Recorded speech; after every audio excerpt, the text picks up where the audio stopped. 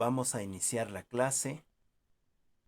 Vamos a iniciar la clase de diseño instruccional y vamos a comenzar con algunas participaciones. Ya sé que no, quizás no conocemos mucho de diseño instruccional, pero también seguro estoy que ya investigamos algo con respecto al tema. Así que no sé si quisiera participar alguien o qué significa o qué cree que significa el diseño instruccional.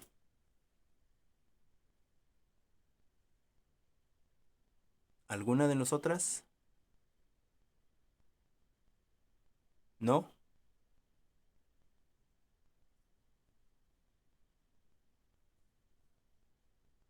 Viviana, ¿usted querría comentarnos algo?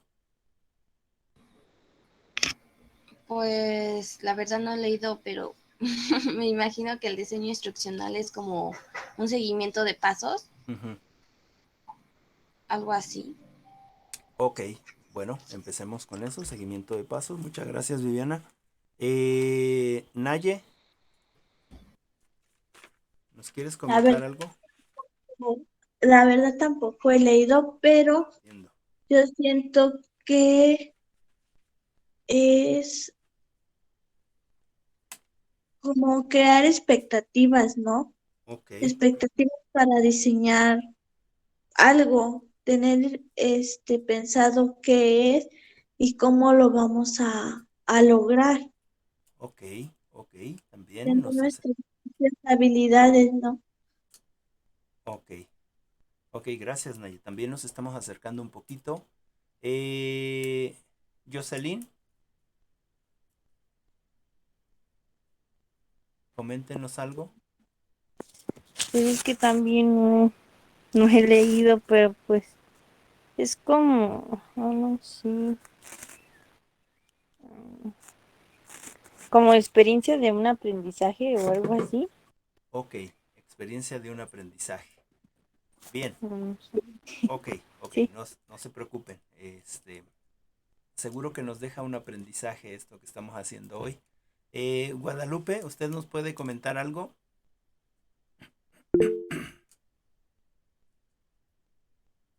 Dice, el diseño instruccional podría ser cómo realizarlo, llevarlo a cabo mediante pasos y transmitirlo. Ok, bueno, supongo que en este sentido eh, de la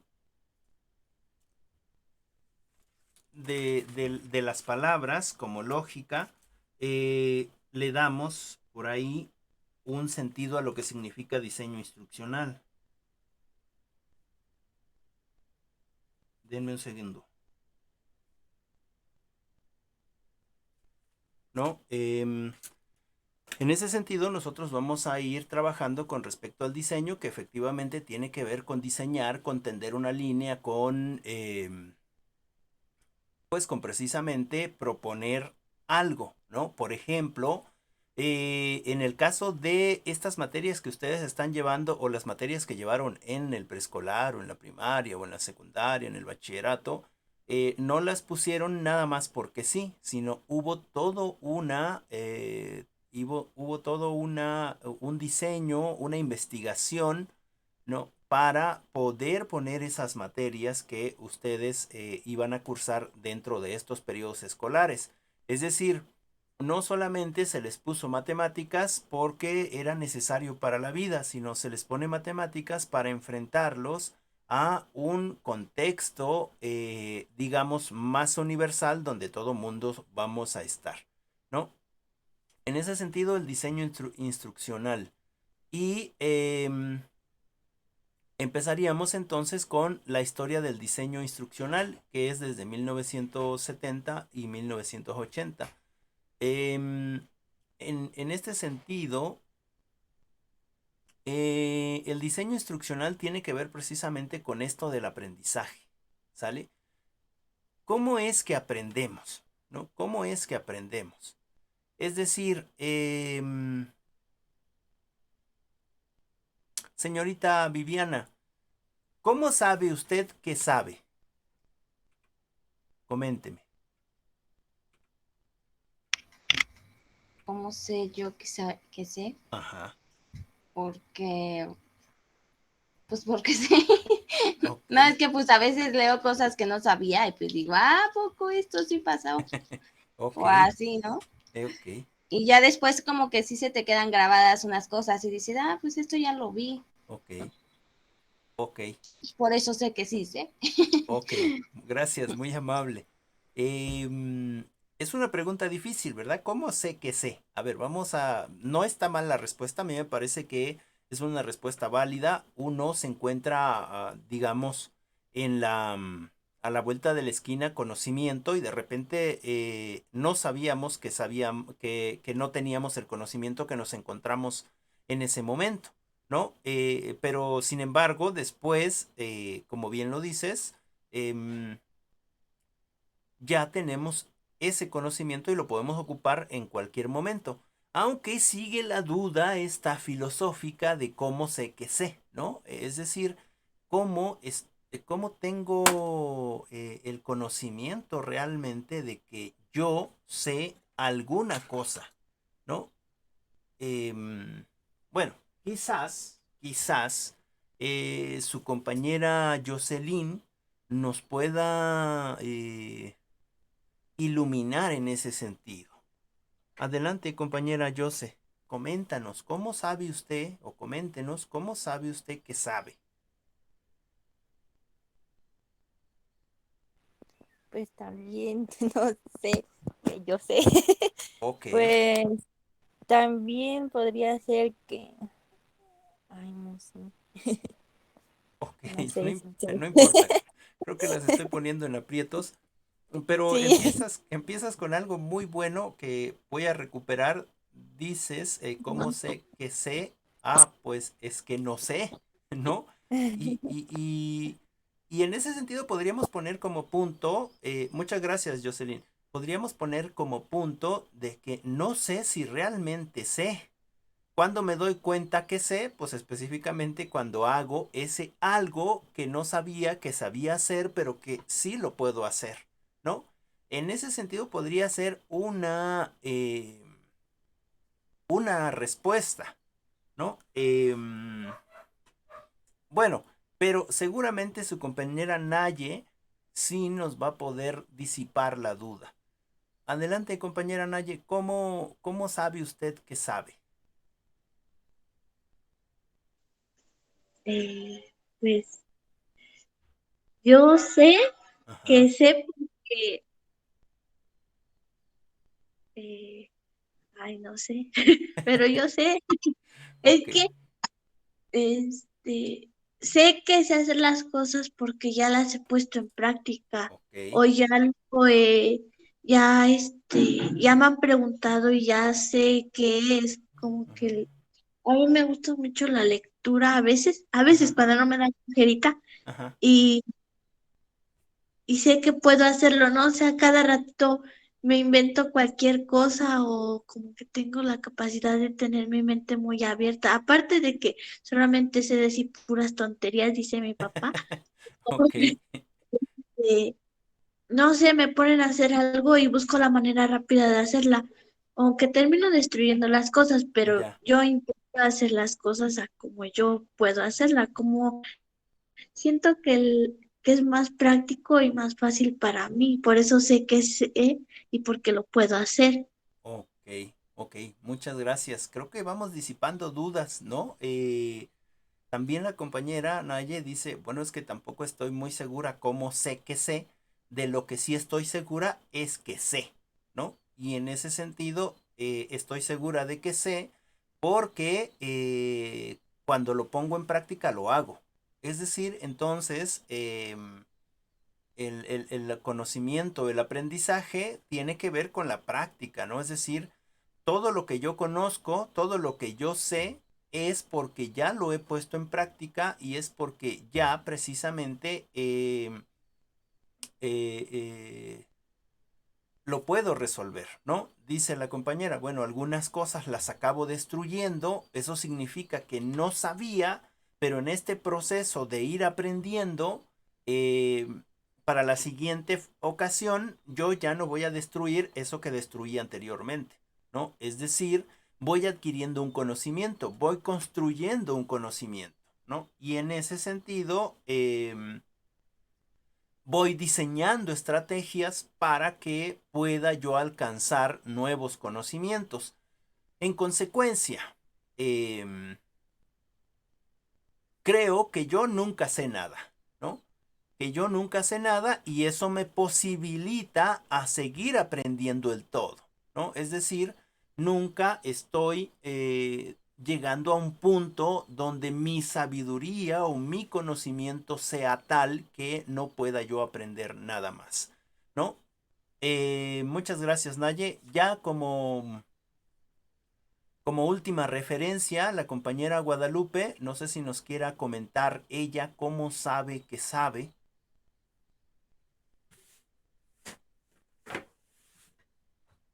Dice, podría ser porque cuando preguntan algo tenemos una pequeña o vaga razón de lo que es y lo desarrollamos un poco y con ayuda podemos completarlo y transmitirlo. Ok, es posible que nosotros tengamos, como dice la compañera, una vaga razón, digo, una pequeña o vaga razón de lo que nos pregunten, ¿no? Y podemos desarrollarlo, complementarlo y transmitirlo. Bueno, ¿por qué les pregunto esto?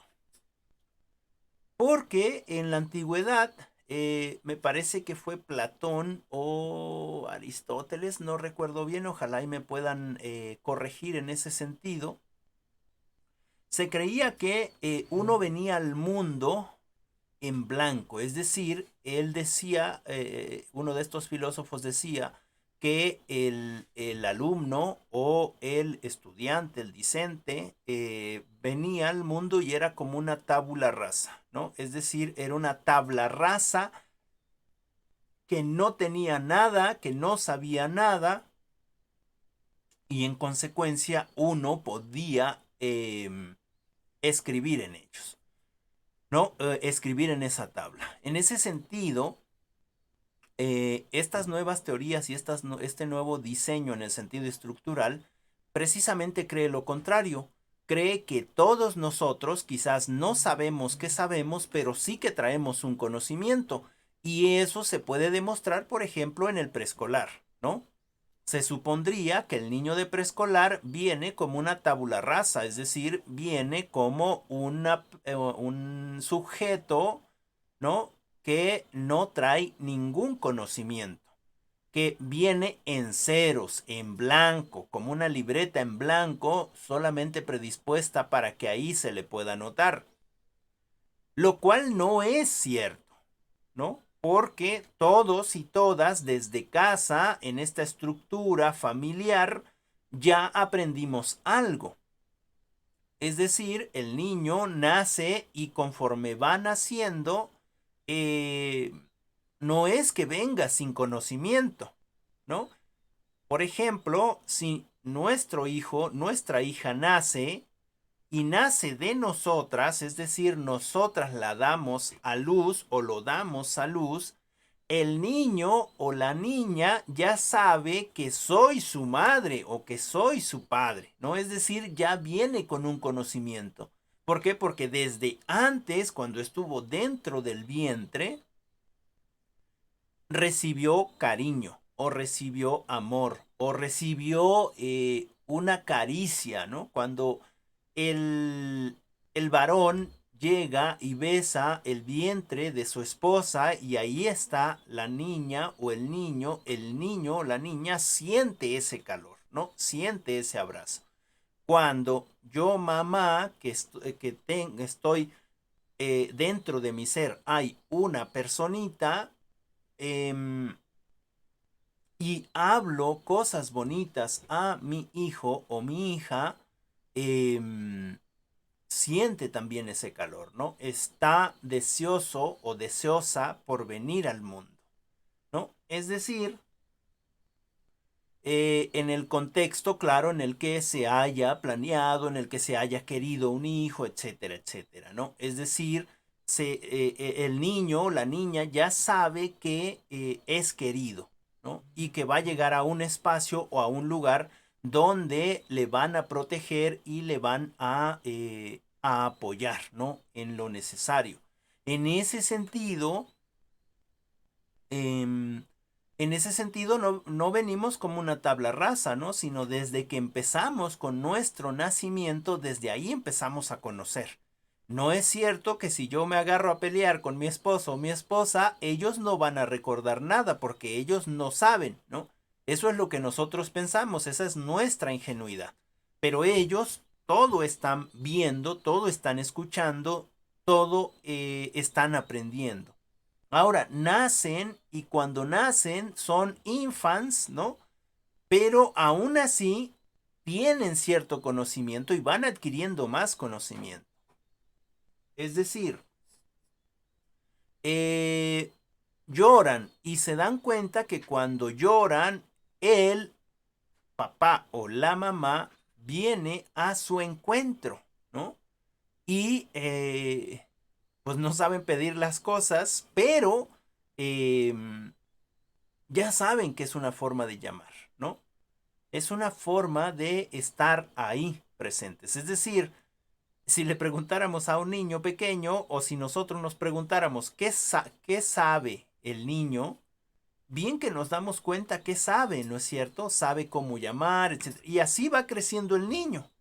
Va creciendo el niño o la niña y eventualmente no puede hablar, no puede, digamos, caminar aún, pero eventualmente él se va dando cuenta de lo que existe en el mundo, ¿no? Y aunque no puede hablar, te señala lo que quiere, ¿no? Y entonces el niño va adquiriendo conocimiento. Nosotros tendríamos que ir adquiriendo conocimiento con él o con ella, ¿no? Pero a veces no nos damos cuenta hasta que el niño ya se va a abrazar al garrafón de agua, por ejemplo, porque tiene mucha sed y está lambiendo el garrafón de agua y nosotros no le hacemos caso, ¿no? No nos damos cuenta que él también toma agua. Es decir, todos vamos aprendiendo desde muy pequeños. Así, cuando llegan al preescolar, no es que el niño vaya como infant, ¿no? No es que el niño vaya como infant, sino el niño o la niña ya trae conocimiento. Buenos días, maestro. Hola, buenos días, Lidia. Y en ese sentido, en ese sentido, no va como una tabla rasa, sino que ya lleva conocimiento. Uno de los más importantes es que ya puede caminar, anda corriendo, ¿no es cierto?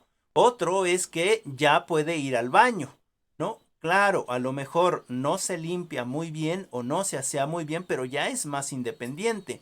Un tercero es que ya puede hablar, ¿no es cierto? Entonces no recibimos a los niños o a los jóvenes con cero conocimientos. Ya están esos conocimientos. Es decir, ya hay un trampolín, ya hay un espacio, digamos, de primer punto donde podemos entonces alcanzar nuevos conocimientos. Y así sucesivamente, ¿no? Cuando entra del preescolar a la secundaria, ya lleva, del preescolar a la primaria, ya lleva ciertos conocimientos y así sucesivamente hasta que llegamos a la universidad. Y entonces, yo puedo decir, qué caray, es que no sé nada, ¿no?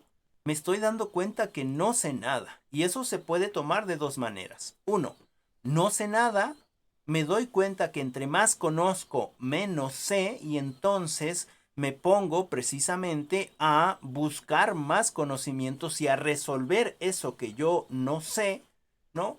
Para seguir aprendiendo, y en este seguir aprendiendo me voy a quedar igual sin conocimientos o me voy a quedar igual sin aprender el todo de lo que quiero aprender y me permite entonces seguir aprendiendo, ¿no? En ese sentido, el aprendizaje. ¿Cómo sabemos que sabemos? ¿No? Ya muchas de ustedes dieron algunas respuestas. Ahora, yo no sé qué sé. No tengo idea qué sé. Lo único que sé es que sí sé, ¿no? Es decir, parece trabalenguas, pero yo tengo certeza de que tengo conocimiento.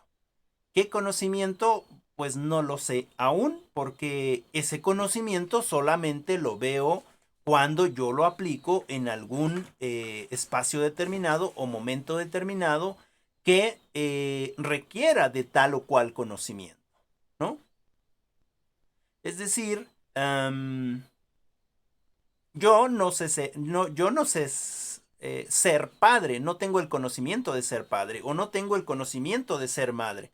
No hubo un libro, no hubo nada que me dijera así se tiene que ser padre o madre. Sin embargo, cuando llega ese espacio, ¿quién me enseñó a mí a bañar a mi hijo de recién nacido, de una semana de nacido? ¿No? ¿Cómo es que nosotros, seamos padres o seamos madres, tomamos al niño con mucha delicadeza, lo bañamos, etcétera? Lo hacemos con mucho cuidado y no sabíamos que teníamos ese conocimiento, pero que ahí lo aplicamos. En ese sentido, esta parte del diseño instruccional es precisamente diseñar estas estrategias, estas metodologías, esto que los que están en estos periodos de desarrollo de aprendizaje puedan adquirir más fácilmente, pero ahora sin el sentido o sin la idea de pensar que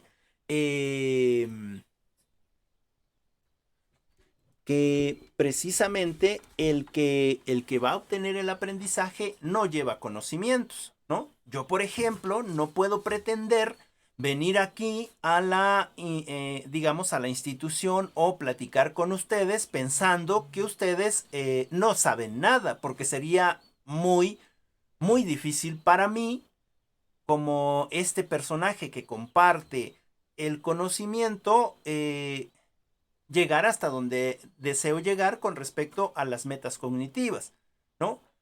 Pero si yo llego con esta idea de que nosotras ya sabemos investigar y que no estamos esperando a que el profesor venga y me dé todo, o la profesora, ¿no? Entonces yo digamos, estoy viendo una visión diferente de lo que vamos a aprender todas, ¿no? Es decir, si yo llego aquí en este sentido, no, de que ustedes son las que reciben el conocimiento y yo soy el que doy el conocimiento, eso me parecería a mí muy pretencioso, ¿no? ¿Qué ventajas tengo sobre ustedes? Ninguna. Quizás estudié antes, o quizás leo mucho, o quizás, pero no tengo ninguna otra ventaja, ¿no? Porque todas tenemos ya conocimientos preestablecidos, todas ya adquirimos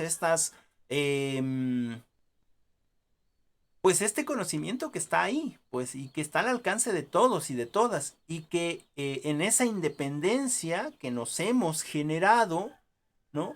Puedo llegar y entonces interpelar al profesor o a la profesora, ¿no? No aceptar todo por fe.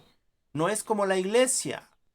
Aquí en la institución, aquí en la escuela, no todo lo que diga el profesor o la profesora está bien, porque se puede equivocar o tiene una idea falsa o tiene una forma de pensar diferente a la que yo pienso, ¿no? Y en ese sentido, en este aspecto del diseño instruccional, se intenta, pues, que a los alumnos y a las alumnas o a los discentes, ¿no?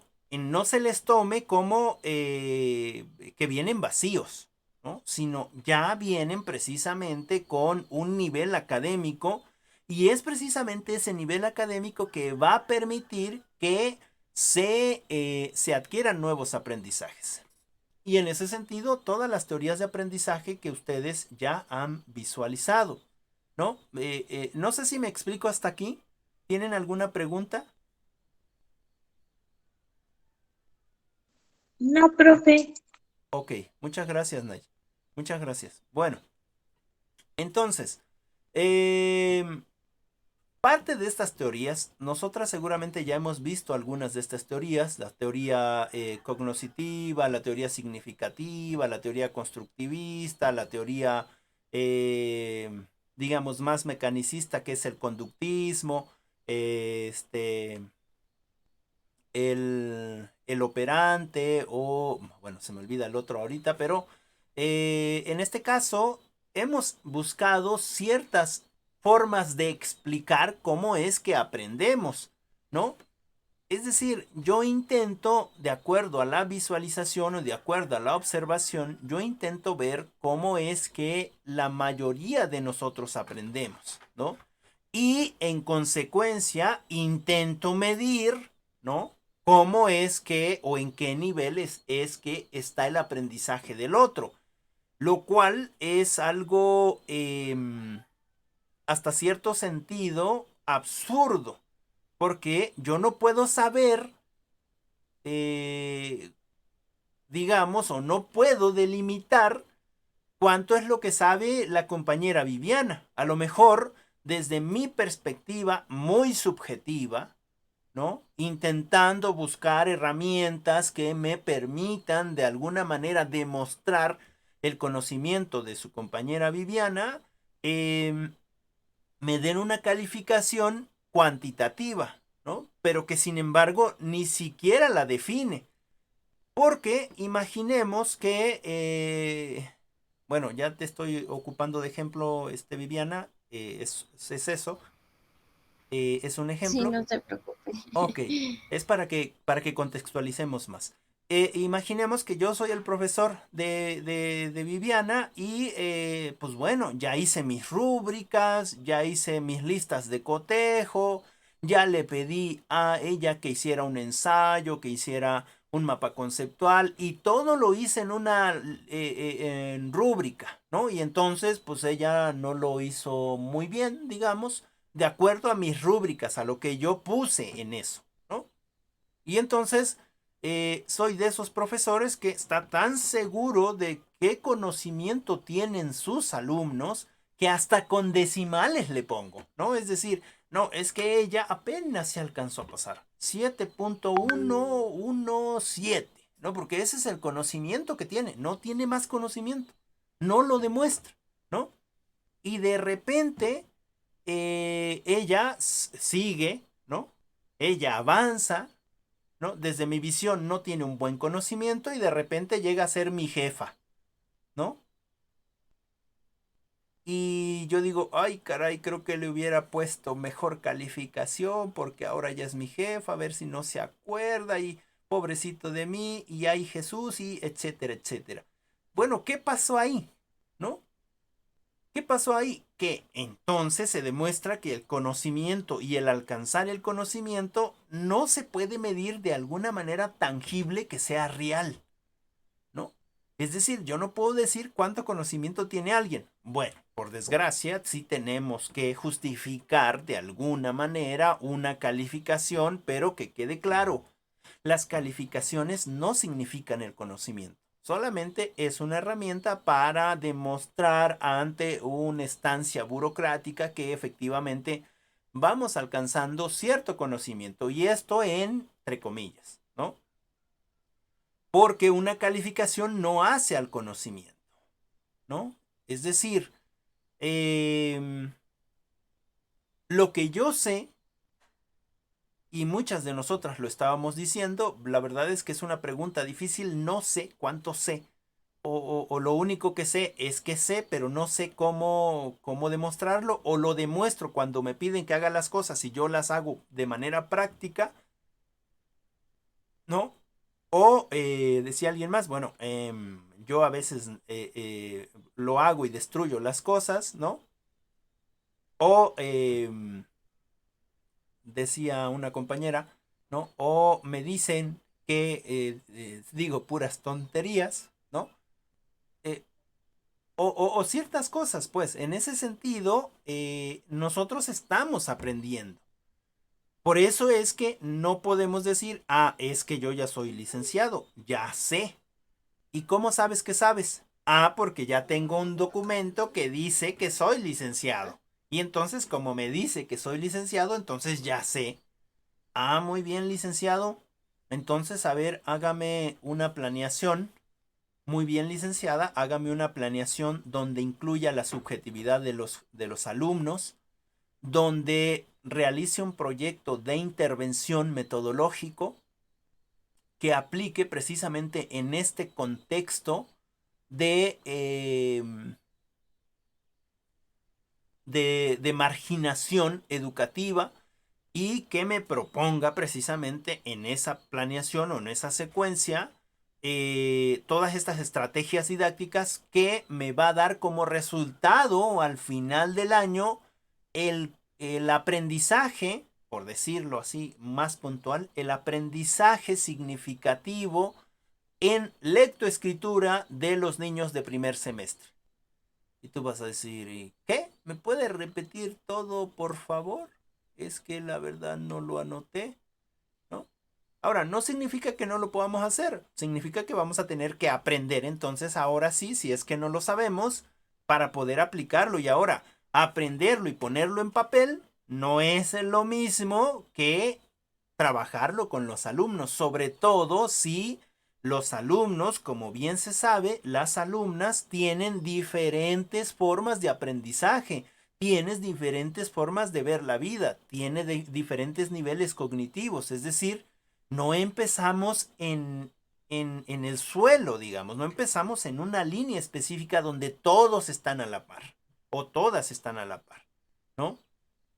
Ese es el problema de nuestra educación, que siempre queremos igualar a todos, es decir, que todos sean igualitos. ¿Por qué no haces esto si tu compañero o tu compañera lo hace?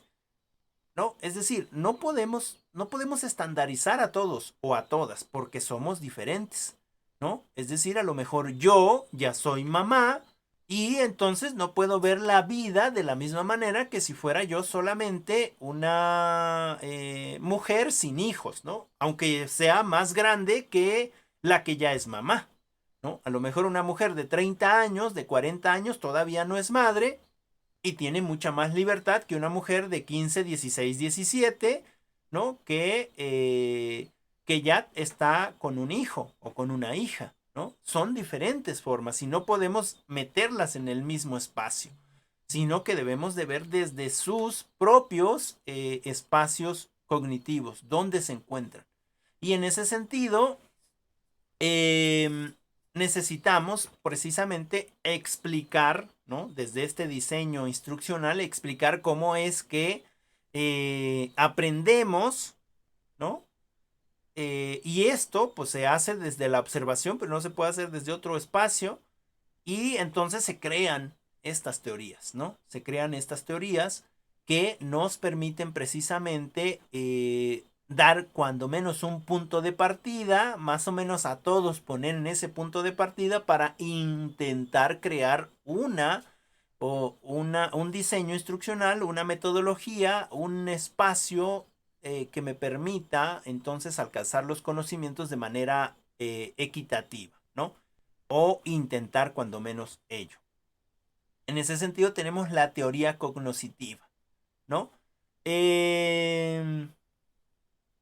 Y en este aspecto, esta teoría lo que hace o su premisa fundamental o su fundamento es que todos nosotros, todos los individuos, todos los sujetos, vamos a actuar en forma de nuestras creencias, de nuestras actitudes, de nuestros deseos y metas a alcanzar, ¿sale? Y no precisamente de los estímulos. Es decir,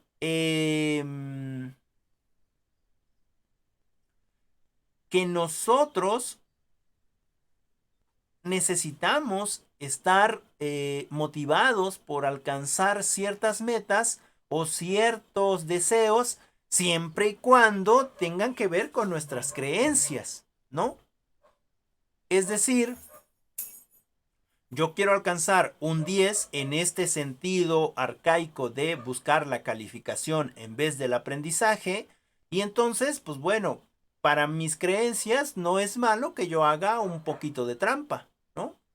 Es decir, no es malo que pues yo copie, ¿no? En el examen. No es malo que yo haga tal o cual cosa, porque mi meta principalmente es sacar 10, no es aprender. Y entonces, pues yo no tengo problema, ¿no? Y en ese sentido,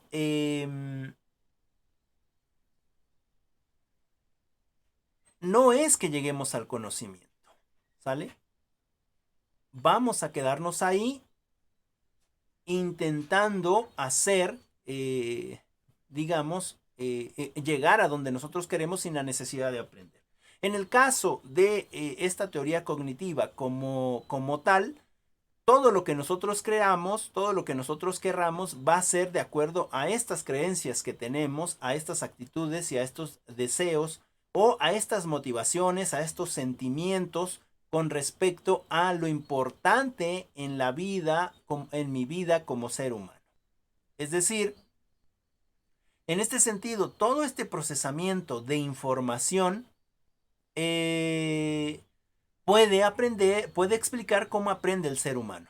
Es decir, yo aprendo algo, por ejemplo, estoy motivado por aprender a ser padre o a ser madre porque ya tengo a mi hijo o a mi hija y entonces voy a actuar en ese sentido del aprendizaje de acuerdo a estas creencias, a estas actitudes, a estos deseos a alcanzar y a estas metas, ¿no? O a estos sentimientos o a esta motivación interna que tengo con respecto a esa personita que está enfrente mío, ¿no?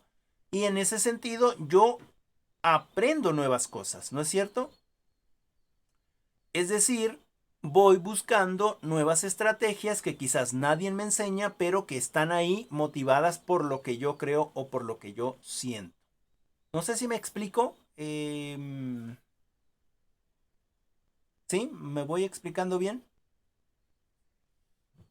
Sí, profe. Sí, profe. Ok, muchas gracias. Bueno, y entonces en este sentido, la teoría cognoscitiva del aprendizaje tiene ciertos conceptos básicos, como son, uno, la memoria. Nosotros vamos estructurando estos conocimientos interrelacionados esquemáticamente de acuerdo a ciertas uniones de nodos que se van interrelacionando con otros, ¿no? En ese sentido, la memoria cognoscitiva. En este sentido, la memoria no como memorización, sino como aprendizaje que me deja precisamente un conocimiento y que posteriormente en otra situación puedo utilizar ese conocimiento para la realización de un nuevo aprendizaje. A ver, déjenme ver si les puedo presentar algo para ponerles un ejemplito, digamos, más claro. Me dicen si ya se ve. Sí, ya se ve. Ok. Vamos a poner aquí una pizarrita. Bueno,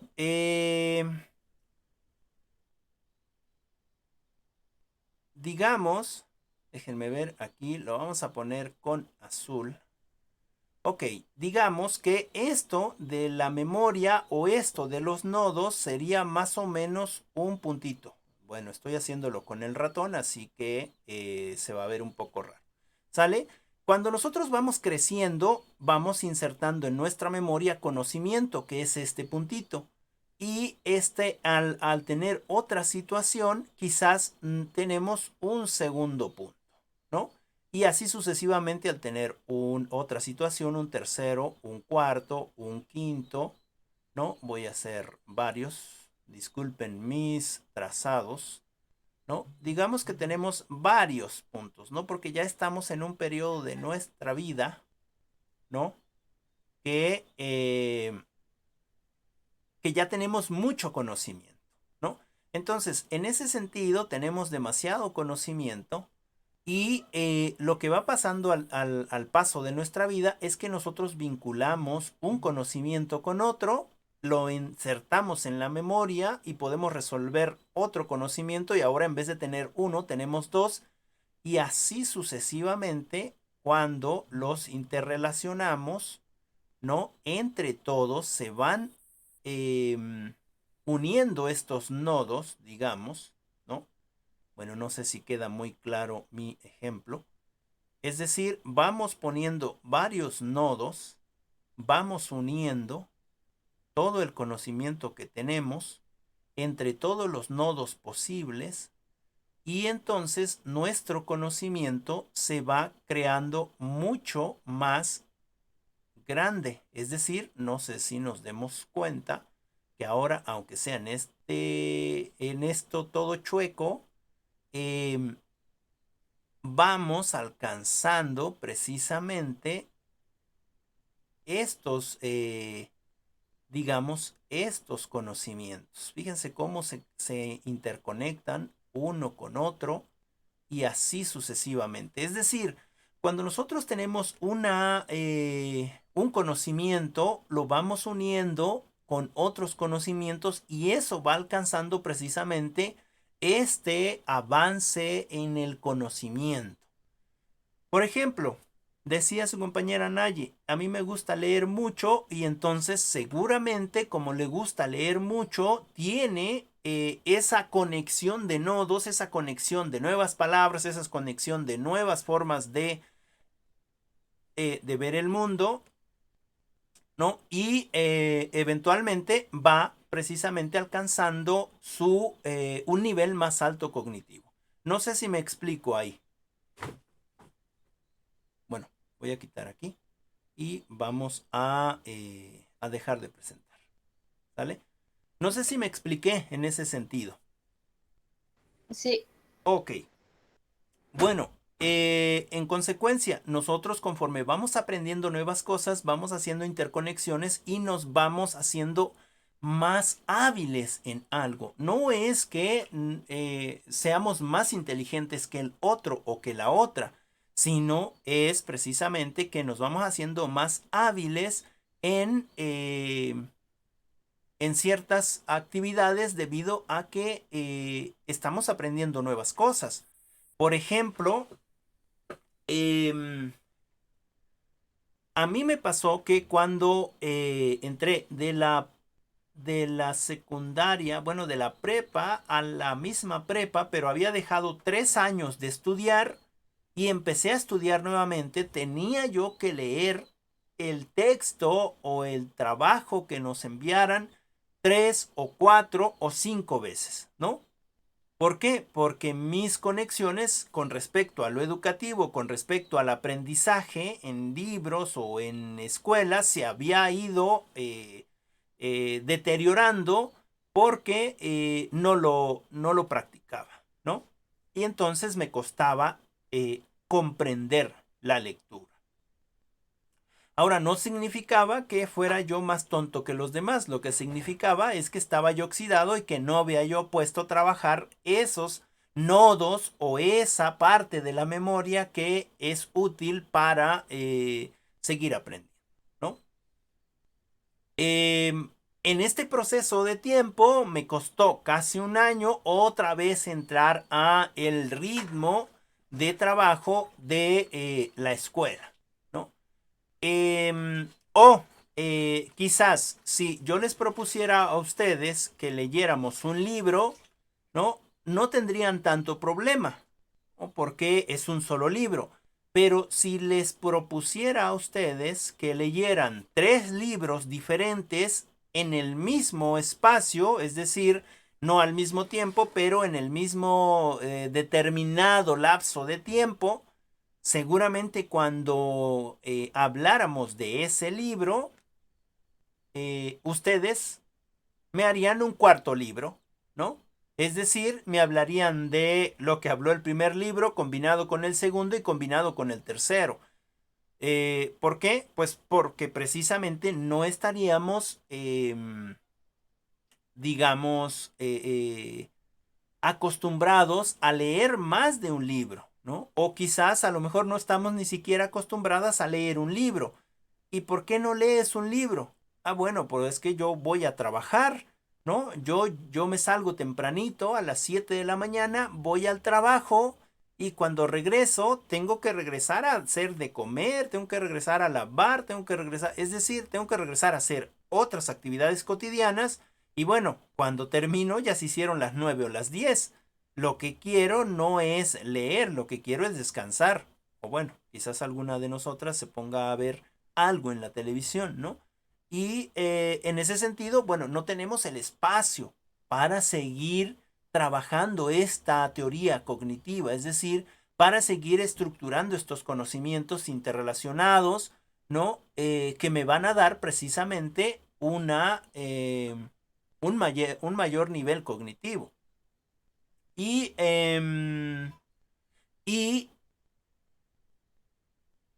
digamos, no podemos compararnos en ese sentido de aprender cuando tenemos muchas otras actividades que nos permiten sobrevivir, ¿no? Por ejemplo, y con esto voy a ir cerrando esta parte para que sigamos con esta teoría cognitiva y no nos agarre el tiempo. Un expositor, un ponente, digamos, ¿no? Un conferencista, era muy bueno. Pues sabía un montón de cosas. Y entonces una de las preguntas al final de la ponencia fue, bueno, ¿y usted cómo es que sabe tanto? Y él decía, bueno, es que yo dedico 12 horas diarias a leer, ¿no? 12 horas diarias a leer y a estar informado, por eso es que sé tanto. Y entonces yo en mi ingenuidad quizás o en mi poca experiencia, hace algunos años, hace unos 10 años, 12 años o 15 quizás, yo pensaba, bueno, él puede leer 12 horas, a mí me gusta leer mucho, pero él puede leer 12 horas porque le pagan, o él decía que le pagaban por una hora de conferencia, nada más por una hora de conferencia, le pagaban 100,000 pesos hace 15 años, ¿no? Entonces, claro que tiene el mundo o la vida resuelta. Si a nosotros nos pagaran eso por hablar, ¿no? Por dar una conferencia, no tendríamos ninguna preocupación por ponernos a estudiar, porque lo podríamos hacer, ¿no es cierto? Es decir, podríamos tener los medios para ponernos a estudiar y pues todo lo demás podría yo pagar para que lo hicieran. Es decir, no podemos compararnos en ese sentido. Ah, claro que sí podemos hacer algo. Claro que sí podemos leer un poco. Claro que sí podemos investigar un poco. Claro que sí podemos debatir un poco. Claro que sí. Es decir, yo como ser humano, como sujeto, no soy inferior a ningún otro sujeto. Claro que soy inferior en la medida en la que yo lo crea y en la medida en la que no pueda sostener mis argumentos. En ese sentido puede que sea inferior, pero esa inferioridad se puede avanzar en este sentido de esta teoría cognoscitiva. Es decir, en este sentido de unir estos nodos, ¿no? Y un ejemplo más claro. Digamos que yo me encuentro en una situación que no sé cómo resolverla y de repente allá en mi muy subconsciente me acuerdo de una situación parecida a la que yo estoy viviendo en este momento. Y trato de vincularla. La vinculo y busco formas en las que resolví ese problema y que quizás me puedan dar la solución para este otro problema inconveniente, ¿no?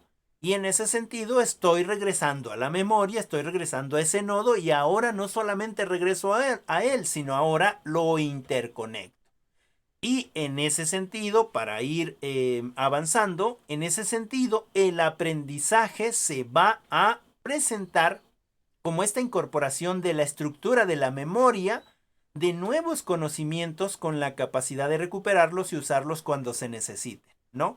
Lo que ahora muchos llaman competencia, ¿no? Competencia seguramente la vamos a ver creo que al rato, pero competencia en este sentido no de competir, sino de ser competente, ¿no? ¿Qué tan competente soy para algo?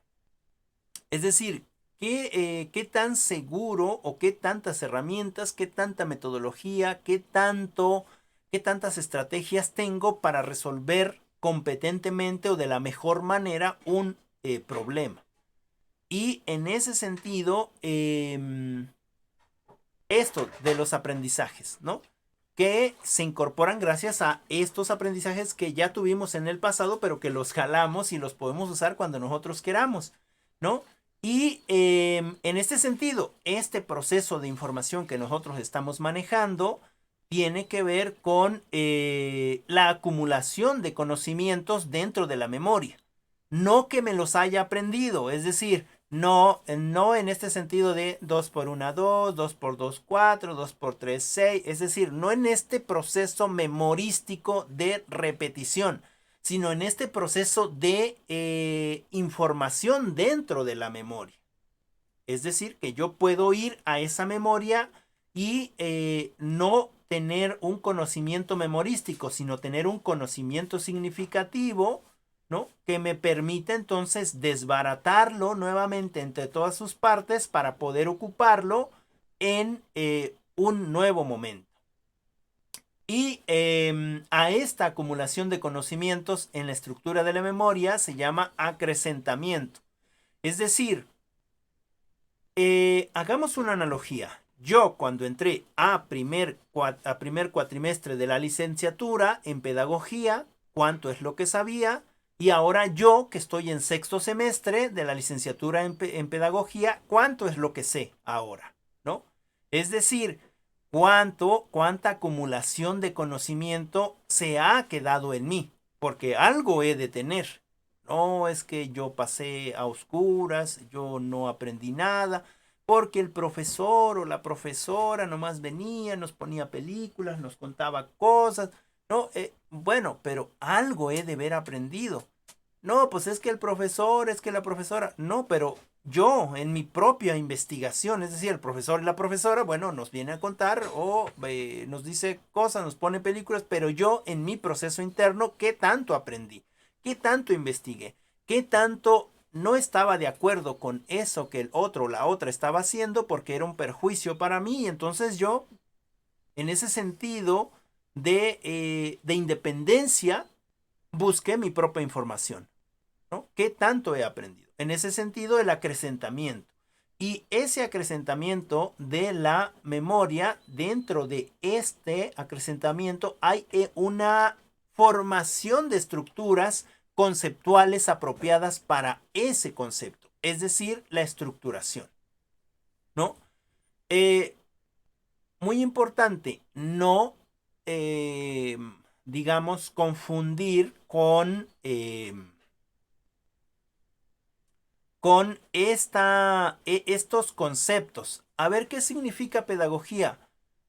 Pedagogía viene del latín pedagogus, que significa el acompañante de, y que era precisamente el pedagogo o el acompañante del estudiante, era el esclavo que llevaba al estudiante y bla, bla, bla. Me dan toda una referencia histórica, ¿no? Que es muy válida, es un concepto muy válido, pero en realidad no estoy diciendo lo que yo creo de lo que es pedagogía, ¿no?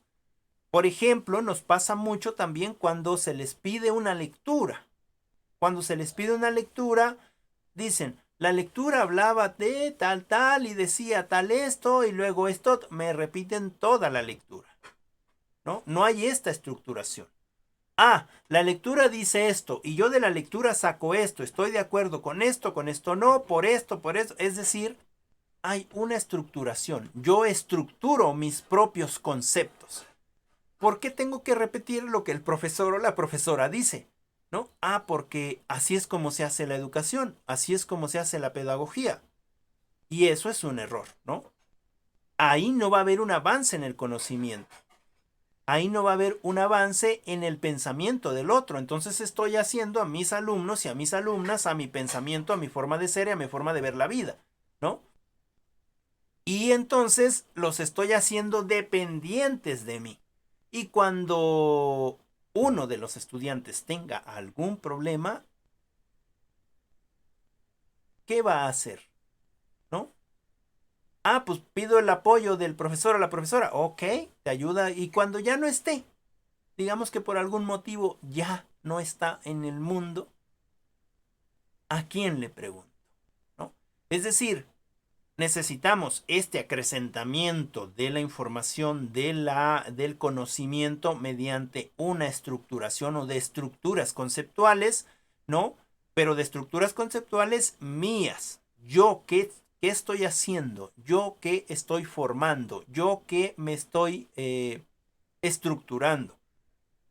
Y eso me lleva a una tercera etapa que es el afinamiento, es decir, el uso adecuado de los recursos, el uso adecuado de ese conocimiento, ¿no? O de ese conocimiento que ya tengo ahí. Ah, no sé, no es el mismo, es decir, yo para resolver una situación o resolver otra, no es el mismo, no es una receta de cocina que haces A, luego B, y luego C, y luego D, y va a funcionar. No, es una búsqueda de nuevas informaciones, de nuevas conceptualizaciones que te crean precisamente una nueva estructura, ¿no? Dentro de este proceso de aprendizaje. Es decir, has logrado este proceso cognitivo del aprendizaje, ¿no?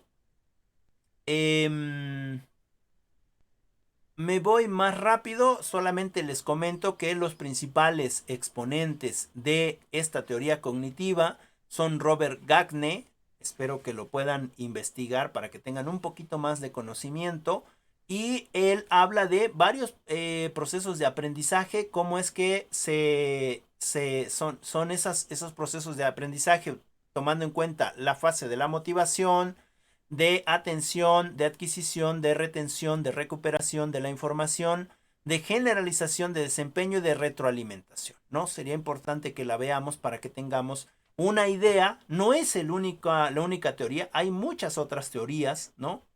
De aprendizaje, pero que no, todavía sigue siendo válida y que la podemos utilizar para nuestros conocimientos. Y habla también de las capacidades de aprendizaje.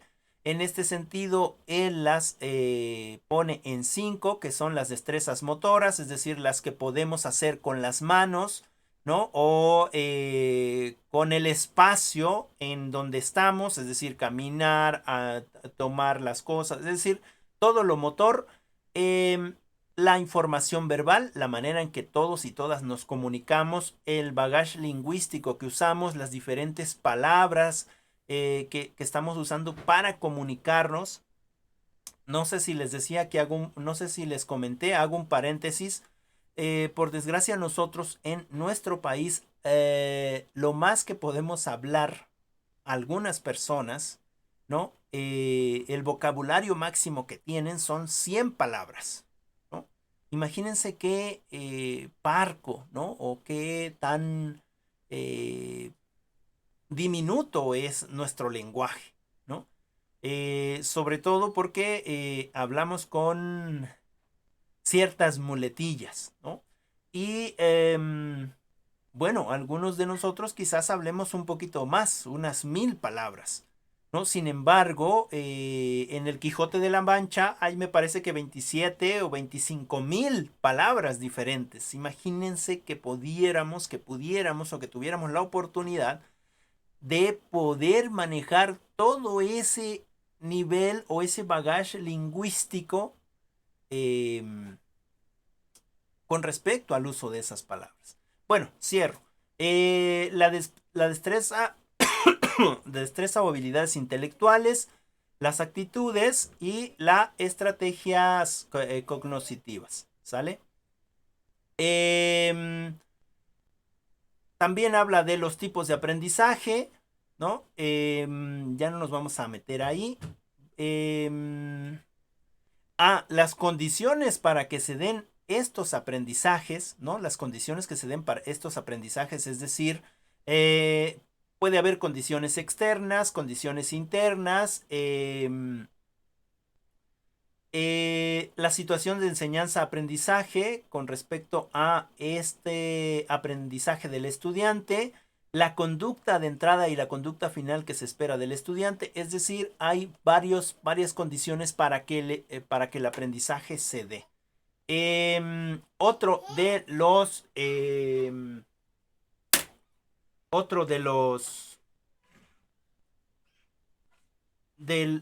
autores de esta teoría es Jerome Brunner, ¿no? Que también habla de algunas cosas como este tipo Bueno, él dice que el ser humano, él habla aquí de hombre, pero bueno, solamente está englobando al género masculino. Yo creo que está hablando en general. Dice que el ser humano es el que construye activamente su mundo, ¿no? Tiene lógica, ¿no? Es decir, yo como ser humano, sea hombre o sea mujer, soy el que va a construir el conocimiento. En ese sentido, no es necesario que esté alguien ahí, sobre todo si ya tengo un nivel cognitivo más elevado, que me esté diciendo qué debo de hacer, ¿no? Sino yo busco mi propio conocimiento y construyo mi propio mundo. Es decir, yo quiero hacerme emprendedor. Ah, bueno, pues lo que tengo que hacer es investigar para aprender qué se necesita, ¿no? O quiero poner mi tiendita, pero no tengo ningún conocimiento de administración y solamente pienso que me va a ir llegando el dinero así y efectivamente me llega, ¿no? Pero no sé ni cuánto entra, ni cuánto sale, ni cuánto tengo de ganancia, ni qué necesito invertir y en dónde necesito invertir, por qué necesito hacerlo, cuáles son las estrategias que debo de usar para que este producto salga. Es decir, no tengo ningún tipo de conocimiento, ¿no?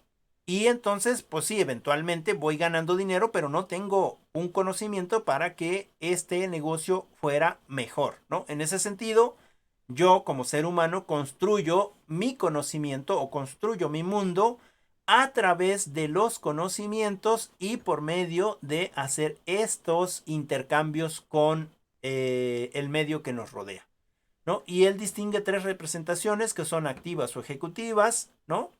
Icónicas o imaginativas, simbólicas, ¿no? Rapidísimo. Las activas o ejecutivas son las primeras formas de representación, ¿sale? Las primeras formas de representación. Las icónicas o imaginativas son aquellas imágenes mentales o experimentadas. Y las simbólicas tienen que ver con el aprendizaje, ¿sale? Con el aprendizaje, es decir, del lenguaje, con el aprendizaje del lenguaje o la adquisición del lenguaje. En ese sentido, tiene lógica porque si yo les comento manzana, ¿no? Si yo les digo manzana, ¿qué pasa con esto? Yo ya tengo, en este sentido del lenguaje, ya dije una representación icónica y nos hacemos una imagen, ¿no? Es decir, yo me imagino la manzana y a lo mejor la manzana que me estoy imaginando es una manzana roja que acabo de ver quizás en Chinahuapan, ¿no? Y ese es específicamente de ese árbol, pero alguien más quizás se imagina una manzana amarilla, ¿no? O una manzana roja, pero no pinteada. Es decir, cada uno de nosotros tiene en ese aspecto una imagen mental de las cosas que ya hemos experimentado, ¿no? Y en este sentido ya tenemos esta forma de representación con respecto a eso que les estoy comentando o a ese objeto que les estoy comentando y también tenemos ese simbolismo con respecto al lenguaje, ¿no? Lo mismo si les digo mesa, ¿no? Quizás una mesa para mí es una mesa cuadrada, pero alguien más tiene una mesa de vidrio o alguien más tiene una mesa redonda o alguien más tiene una mesa cuadrada, digo rectangular o triangular, es decir, la adquisición o esta parte simbólica es precisamente el significado del objeto que estamos proponiendo. Y esta imagen mental es lo que yo me estoy imaginando, ¿no? Bueno, no me detengo ahí tampoco mucho.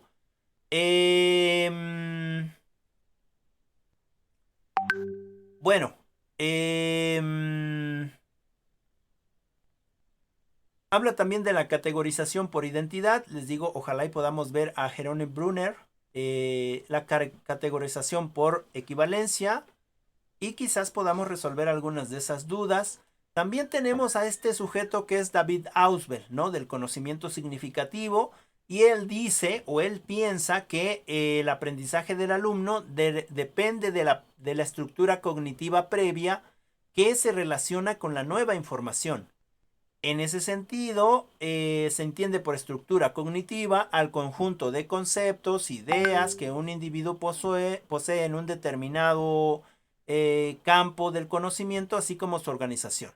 En ese sentido, David Ausubel es uno de los primeros que dice, bueno, es que el alumno no es una tabla rasa, es decir, el alumno o la alumna no es una persona que no trae conocimientos, ya tiene conocimientos previos, ¿no? ¿Cuál es el inconveniente entonces?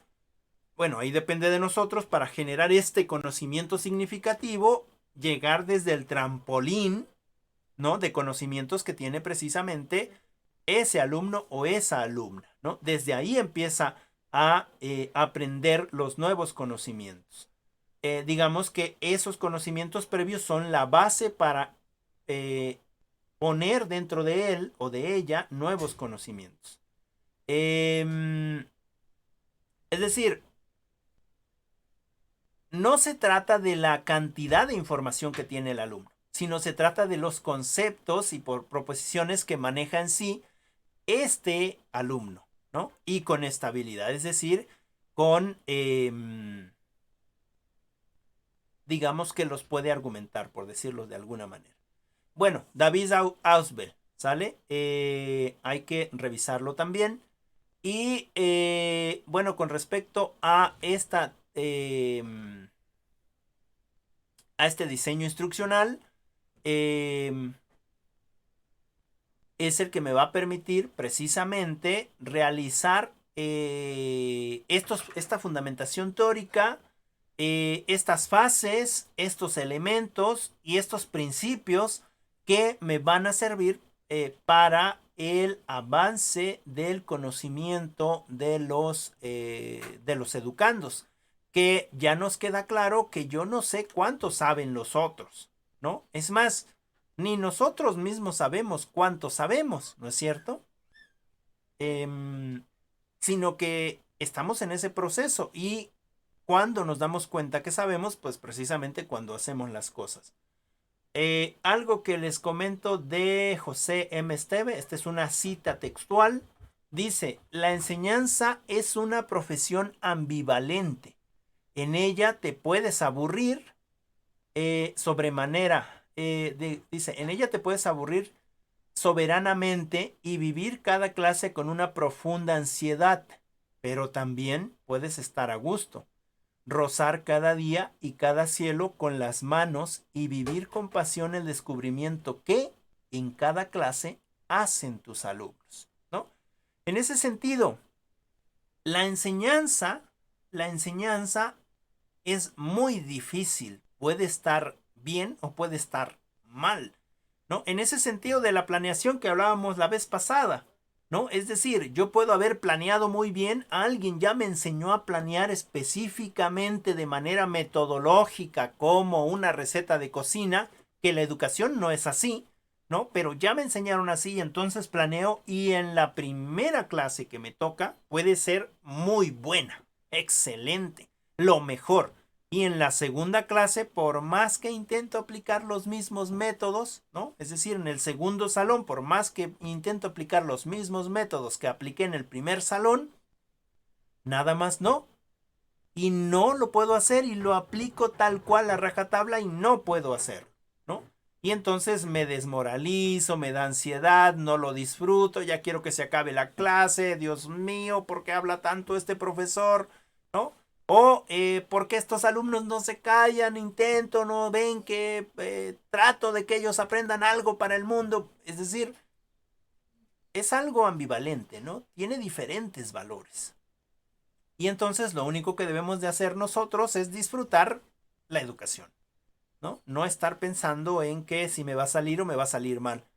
Claro, hay otras cosas que ya verán ustedes en su momento que también nos presionan, ¿no? Como docentes. Sin embargo, lo importante es esto, de disfrutar la educación. Eso es lo que dice José M. Esteve. Y dice, bueno, ¿cómo se puede realizar la planificación de la enseñanza de acuerdo a los criterios de diseño instruccional?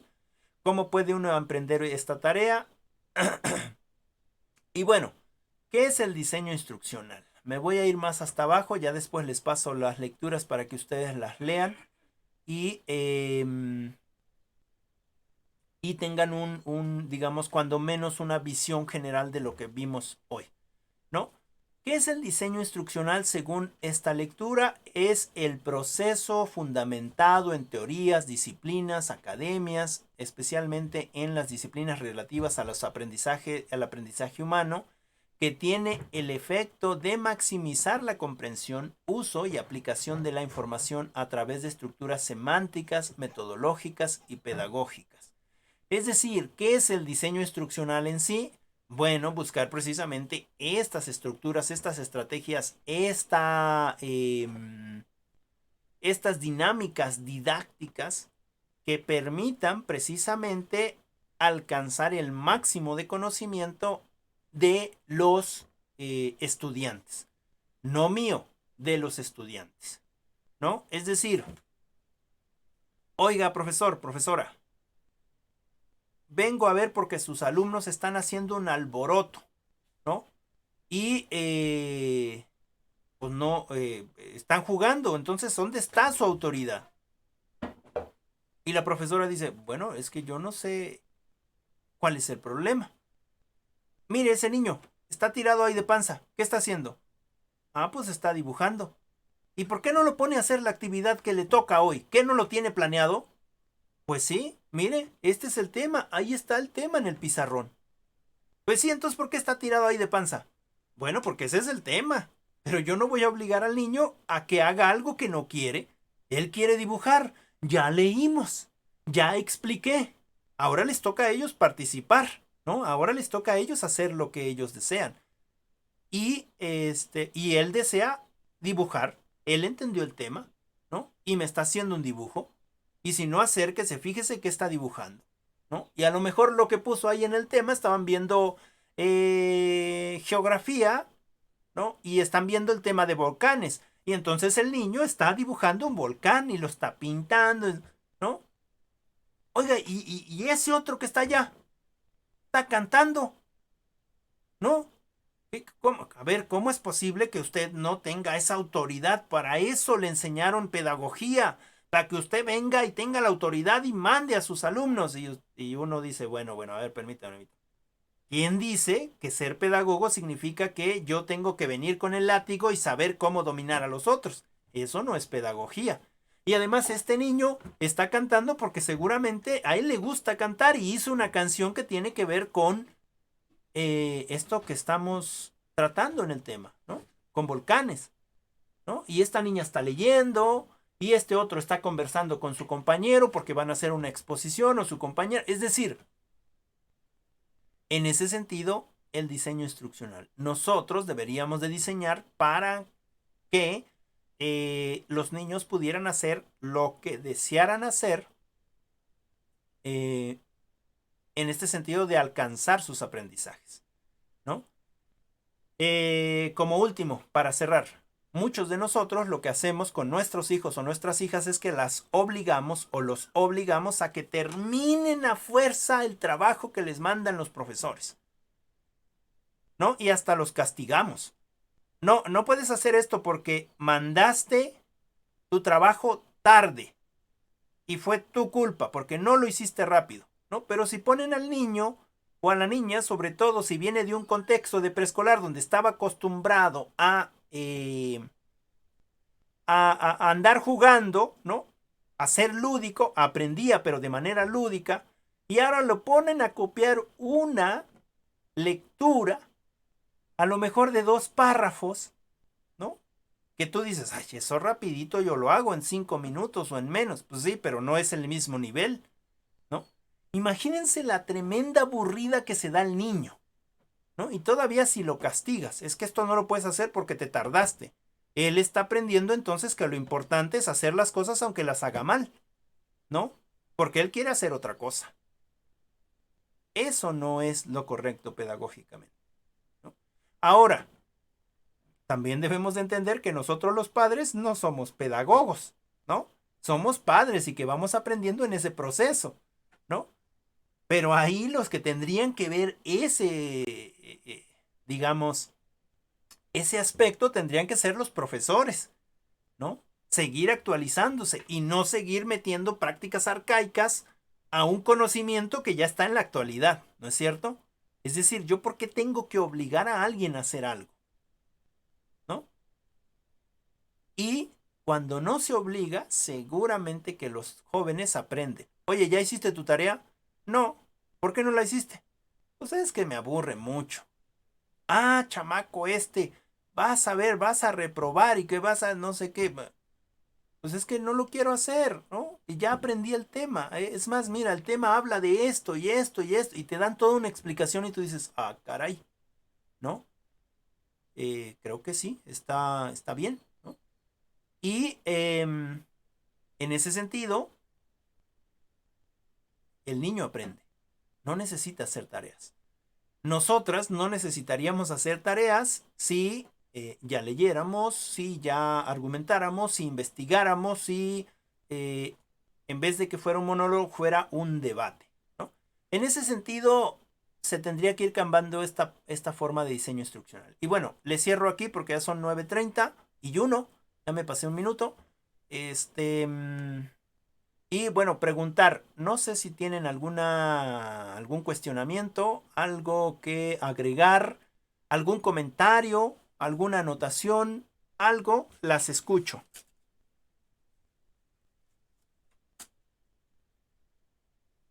¿No? ¿Todo bien? Sí, a mí sí me quedó claro. Ok, muchas gracias Sí, Naye, profesor. muchas gracias Jose, muchas gracias Viviana. Bueno, em,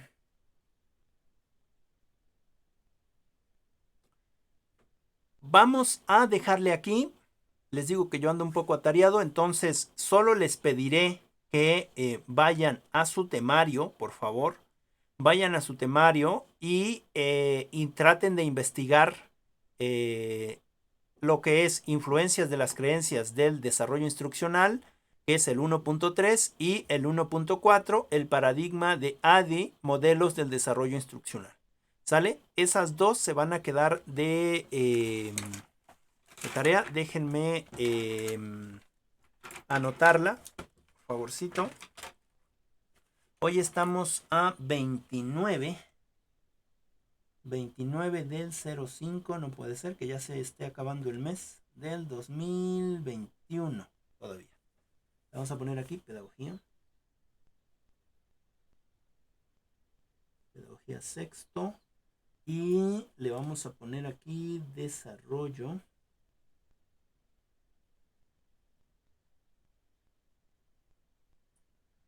¿Sale? Desarrollo instruccional y vamos a ponerle la otra. Digamos que ahorita tratamos de englobar la primera y la segunda sesión.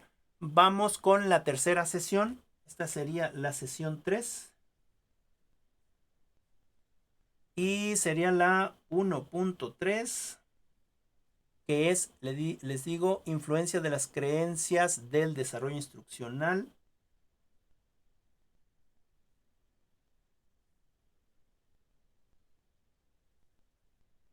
Del desarrollo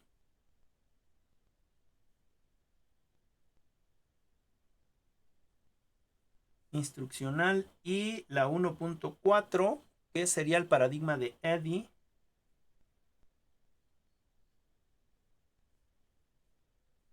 De ADI. Modelos del desarrollo instruccional. Modelos del desarrollo instruccional. Bueno, ahí van a ser dos cositas. ¿Sale? Uno, investigar ambas. ¿Sale? Investigar ambas lecturas. No importa de dónde las tomen. ¿Sale? Porque, bueno, sí tengo las lecturas, pero todavía no las tengo bien en la planeación. No me ha dado tiempo para hacer correctamente la planeación. Pero una vez que las tenga, ya se las envío y ya para que ustedes también puedan leerla. Y en este sentido, ustedes investigan. Y la segunda tareita es que me van a hacer la explicación, pero mediante un video. ¿Sale? mediante un video. Puede ser un video donde ustedes salgan, es decir, se pongan frente a la cámara, hagan un guioncito, se pongan frente a la cámara y expliquen. Yo entendí que estos son las influencias del desarrollo instruccional, o de acuerdo a este paradigma de ADI, yo entendí esto del desarrollo instruccional, ¿no? Es decir, yo frente a la cámara. Déjenme ver si tengo aquí un ejemplito por aquí. A ver. Ok. Creo que no tengo un ejemplo. Déjenme ver por aquí. Tenía yo algo. No, sí, ya sé. Es que estoy haciendo otra cosa que no es. Denme un segundito. Denme un segundo y se los presento rápido.